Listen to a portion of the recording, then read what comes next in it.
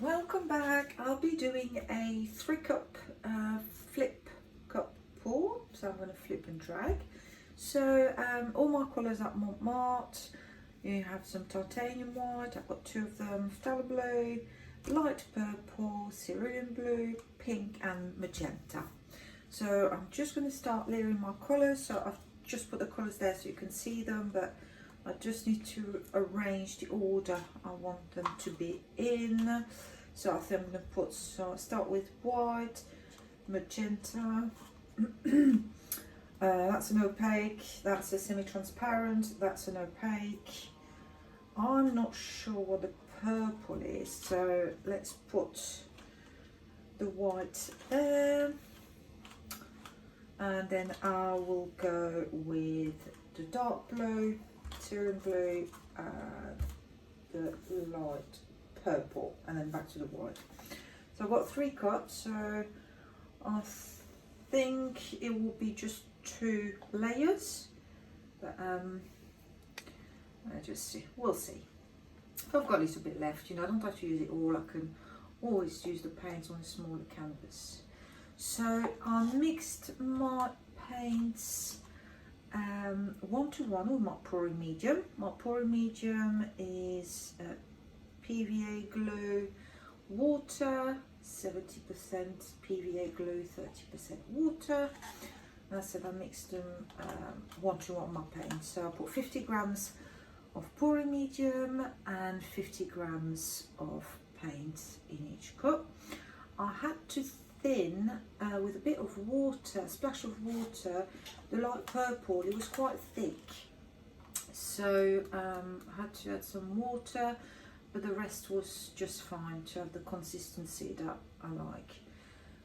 So the canvas is a 30 by 40 centimeters. I wanted to go for a really big one. I thought, oh, I better try, like, let's give it a test on a smaller canvas, and then we'll see how the colours work together.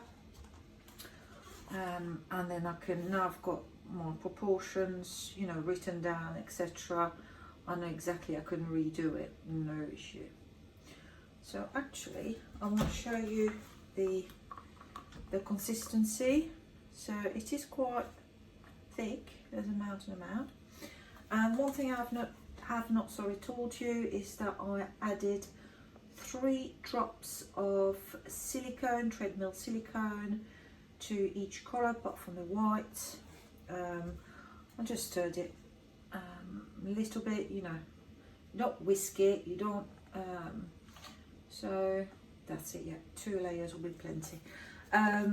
So yeah, sorry, I was saying, when you mix your silicone, just, yeah, basically just stir it in. Same as you would do, I don't know, if you put some sugar in a cup of tea or coffee, you know, but not, you don't want to create more bubbles. That's the issue. If you really like stir it in really hard versus you whisk it in, you will have loads of air bubbles. You don't want that. You spend ages avoiding them. You use your torch not to have air bubbles. So when you put your silicone in, and then yeah, it's just finding a happy balance. If you don't mix it well enough, you're just going to have big blobs or instead of cells, because it won't be mixed. But if you mix it too much, first you introduce a lot of air to your paint mix, and second, it kind of makes millions of tiny little cells, so you've got to stretch. It's much harder to stretch, so you know, try to make your life a bit easier. So that was it for my second layer of magenta. There's the pink. So all in all, I was trying to work out, sorry, in my head. So I have 100 grams of paint in each cup, and I had 1, 2, 3, 4, 5, 7. Okay. So 700 grams of paint in total. Something, maybe it's just me being silly. Oh, let's mix the colours, you know, I'm going to put the purple there. basically to work out, I mean it's worked so far, so it must be something true in there, but to work out how much paint I need for my canvases, if I do a flip cup pour, which is the method I find where you need the most paint to get results, I just add the sides of my canvas. So as I said earlier on, so that works in centimeters. I'm not sure about in inches and stuff, but that's 30 by 40. So 4 plus 3 7, and I have 700 grams of paint. So if you have a 40 by 40, that'd be 4 plus 4 800 grams. But that's just for flip cups. Obviously, if you do a straight pour, you need less paint. Obviously, because you're looking at stretching more without creating cells, so you don't need that much. So I'll remove about 200 grams. So let's say I wanted to do for that size canvas a galaxy pour, you know, a straight pour, dirty pour. I will go with, instead of 700 grams of paint, I will go with 500, and that would be absolutely plenty. So yeah, that's my math. So there's the Tallow Blue. Let's just get rid of what's left at the bottom. So I don't think I'm going to have any left for small pour afterwards. So I'll have to, if it gives good results, you know, I can attempt to do it on a really big canvas. So I know it looks like I've got absolutely loads and loads and loads of paint, and I'm going to waste it, but that's not the case. You need to have that amount of paint to be able to stretch it, to make your cells grow larger. So, but it is the most demanding type of pour in terms of quantity. As I say, whether you do a Dutch pour or anything like that, you know, obviously it'd be much thinner. You can put less, use your hairdryer on top. I think I might do, yeah, I haven't done a Dutch pour for ages. Same for a swipe. Right, so all my cups are done. So let's just flip them over. Let's move the torch a little bit. So there's 1, 2, and 3. So we're just going to let the pen go down a little bit. I did not put any WD-40 or silicone oil through the bottom of the cups. There's already 3 drops in each colour, that's plenty. We just need to be patient for a few minutes, or seconds rather than minutes. Let's just like this. Okay. So now it's on its own. Well, the colour seems to work well together. So I'm just going to do track them down. If I had a square canvas, I would try to do some swirls and stuff, but with a rectangle it's always awkward, because there's always one area where we end up having no paint. So it's just me, I've not sussed it out yet.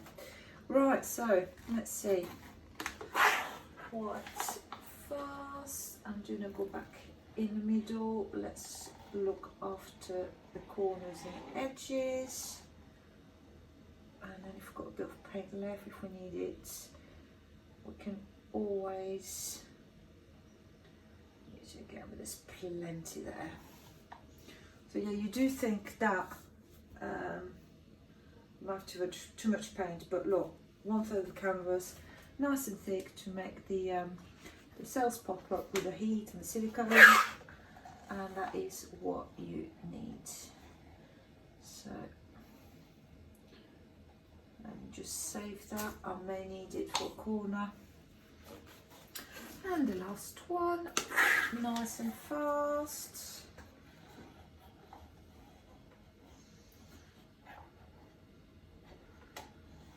So let me just, so I've got quite a bit left in that one, so I'm just going to do corner and the side. So that will be tipped off anyway, so that's not an issue, but it's really to help the paint flow. So do not put any paint back here or even there, okay? We're going to move the paint on the canvas so that we can create more cells, but we don't want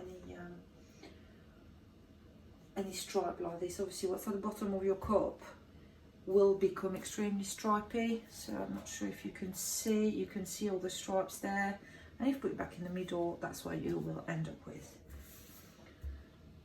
So I don't want to quite torch yet because it's already quite a few cells. So take your paint on a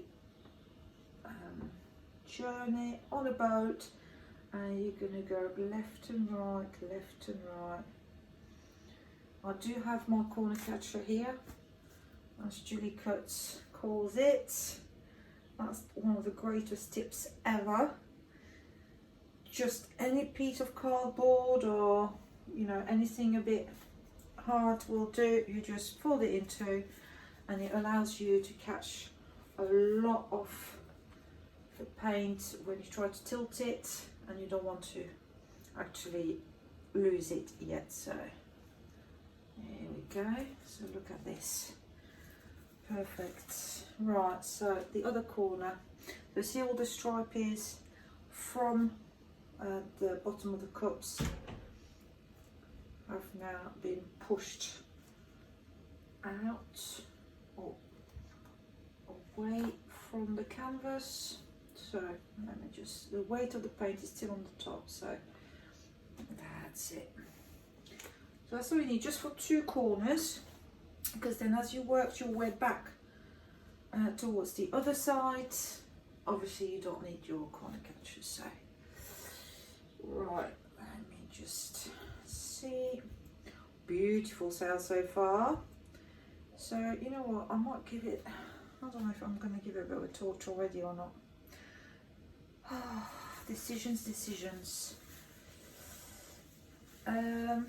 All right, a tiny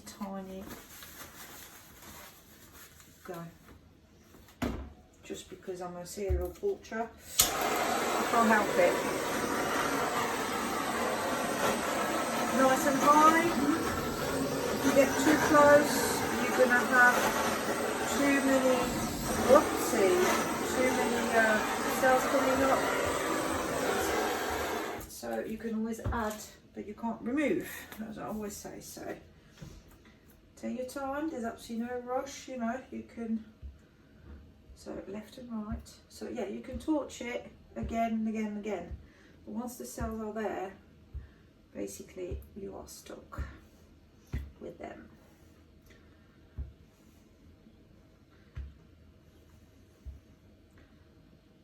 Okay, that corner's done. Oh my goodness. Nice straight lines. It's not often. Right, let me just move this. Let me just work out where the weight of the paint is. Where is it? It's down there. I would really like to get rid of that corner when I'm down there. Oh, it's windy out there. I think something just flew off the back of the garden. Never mind. I'll go and check it later. This is more important. Okay, I just corner into the corners a tiny bit. That's it. So now I am going to torch a little bit more. Bear with me while I shut the door, because clearly the wind is making it slam. Alright, nobody's going to come and take me. There we go. That is locked. Naughty wind. Okay, quite a lot of cells there. Let's have a quick torch. Then I can work out the composition that I want. Because I've still got quite a bit of paint on the canvas. So I can afford to remove it and stretch the cells to make them grow bigger.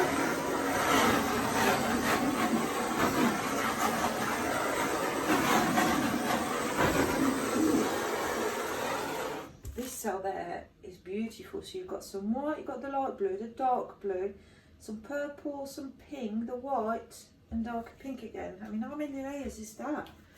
Oh, I'll have to zoom you in so I can show you. Right, so let me just see. The weight of the paint is still next to me, so let's bring it back in the middle and let's try to stretch a little bit. So I'm stretching at the moment, like horizontally, if it makes sense, on the length basically of the canvas, not the width. But you can, by all means, you know, there are no rules. You can just turn it that way and also stretch this way. You know, it's wherever you need the paint to go. Oh, I made a boo-boo, hold on, and you bring the weight back in the middle. I should have brought the weight back in the middle to start with. Okay.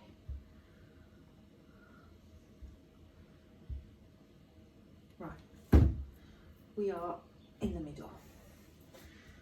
So it's clearly more interesting on this side.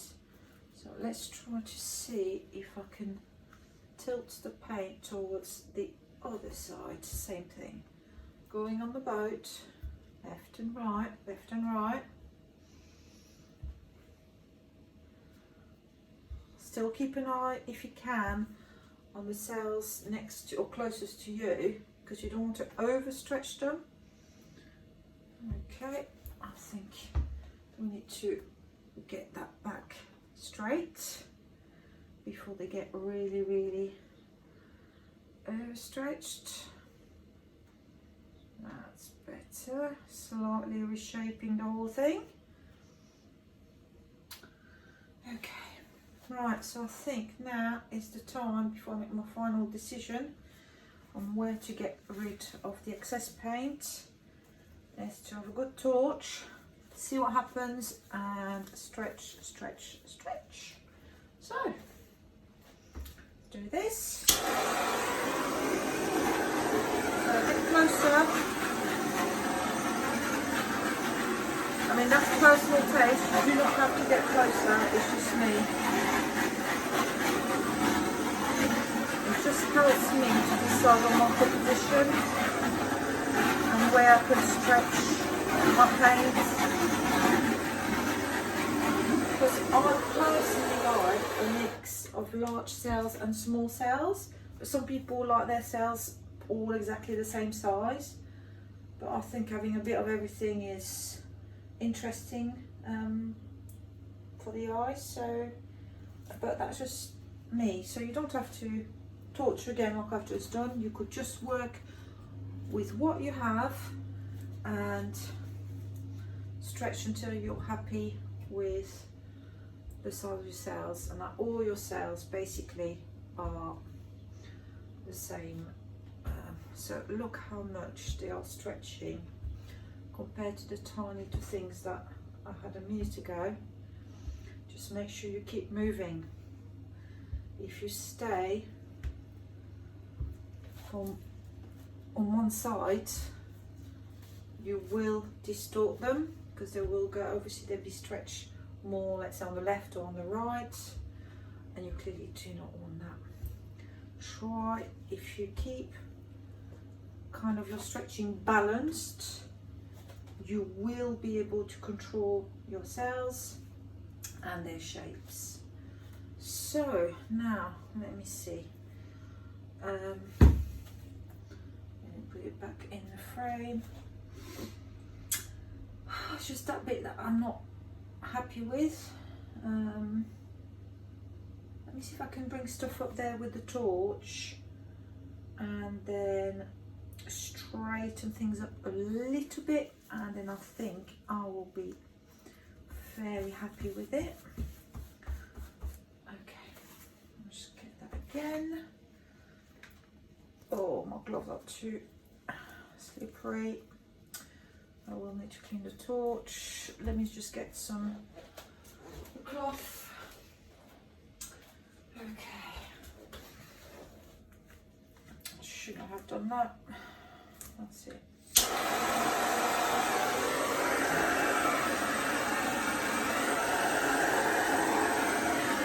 I'm getting really close just to see if anything pops up, and the stuff does pop up. Stuff does pop up. I'm going to have to clean that. So, loads. I just popped up there, but on that side, not much. So, I may ruin the whole lot, but I'm going to try to get rid of that corner. Then I'll leave it alone, I promise you. So I need to see where the weight of the paint is. I cannot remember where I was. Oh, it's already over there. Right. Very, very gently. Come on, just go over that tiny corner. Brilliant. Thank you very much. Always thank your paint when it does something that you want it to do. I usually curse because things go wrong, but when it goes right, bonus. So I'm just going to tip it a little bit more. I know I'm being just fiddly and finicky and annoying, but that's just who I am. Ask my family, friends and colleagues even. Okay, yeah, there are some gorgeous sounds going on there. So right, let me just grab one of the wooden sticks on the bottom.